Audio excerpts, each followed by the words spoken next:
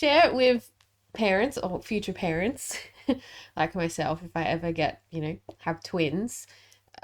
Some advice that you would, looking back now, could share with parents. Well, when I had the twins, I wasn't really expecting twins, and we were moving house that day. So I went to hospital and had the twins, and everybody else moved the house. But that was okay. When I got home with the twins, my mum used to come one day a week and help me catch up because it was just nappies that we washed and did all that. Mm-hmm. And then I had a lovely aunt that used to come another day a week, and maybe she'd do the ironing or something that I hadn't got to. But they were 4-hourly fed for nearly 9 months because they were premature. And so that was a bit taxing. But you do get there. It just happens and you just get there. So How was sleep like during that time? not much. No, not much, because it's 4-hourly during the night as well. Mm-hmm. And it used to take probably about an hour by the time I fed both of them and put them down. And then it's only a couple of hours and the first one was awake again. So, yeah.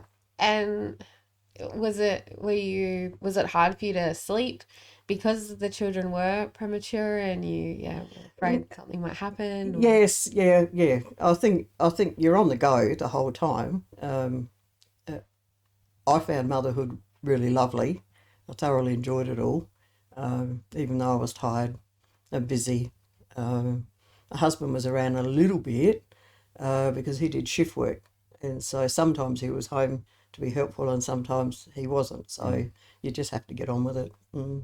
Wow. Yes. Well, if you got through that, you can probably get through anything. So yeah. Wow. By the sounds of it. Yes. Yeah. It's a very busy time, and it always is when you've got small children.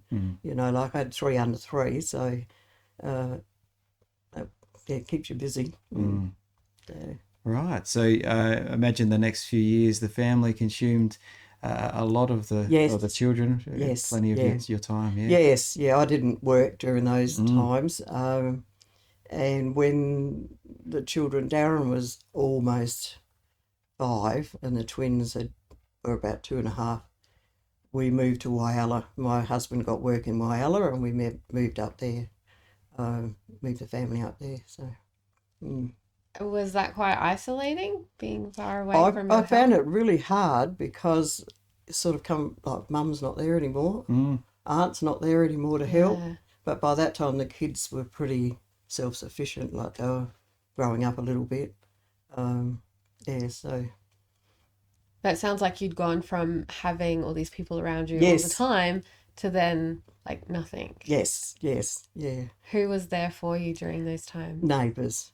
There was 3 of us in a row in Myala that were Australian families, which is very unusual because there was a lot of people coming there after in the 70s to work from overseas, and we all just got on, helped each other, did things together. So made a life. Yeah. And how many years were you in Myala? 21 altogether. Oh wow. Okay. Yes, 21. Yeah, it was a good place for the boys to grow up. Yeah. It was fairly free. They wanted to do something, get on their bikes, and they could go. It was pretty easy for them to get around. My boys all played hockey, so that kept them busy. They went to school at McRitchie Primary, and they all went to Stewart High School, which I believe is not there anymore either. It's now a big super school. So there used to be Wyala High, Air High and Stewart, but now they're all in one big school.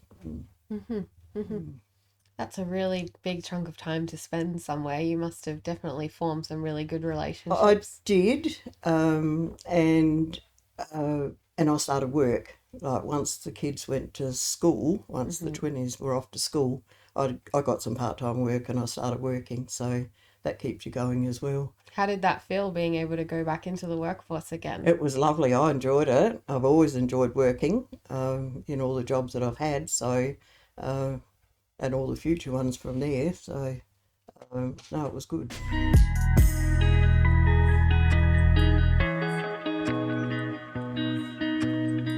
Thank you for watching this short clip of Life Bursts. You can like, subscribe, or follow for more, or head to rawcut.com.au.